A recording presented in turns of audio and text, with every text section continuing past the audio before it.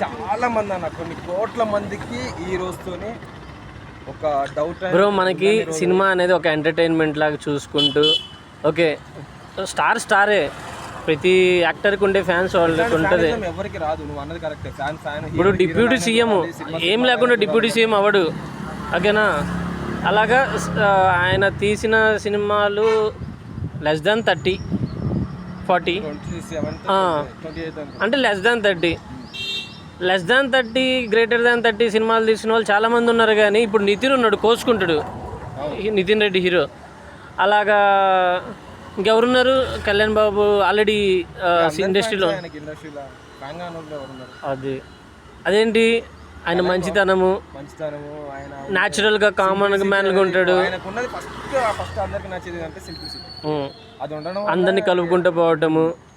ఇంకా రాజకీయాలు యాక్టర్స్ మనకెందుకు బ్రో? ఏం సాయి బ్రో, రాజకీయాలు మనకెందుకు? సినిమా తీశారు, ఇప్పుడు మనకు కామన్ మ్యాన్స్ కదా బ్రో.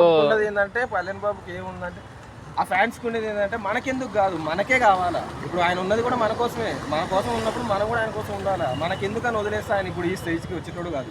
ఇప్పుడు సినిమాలలో మనకు ఎందుకు అనుకుంటే ఆయన టాలీవుడ్లో ఇప్పటికీ నెంబర్ 1 ఆయన వద్దనుకొని వచ్చిండు. నెంబర్స్ అనేవి అప్ అండ్ డౌన్స్ అవుతుంటాయి, కానీ he's the best, he's the unique person in industry.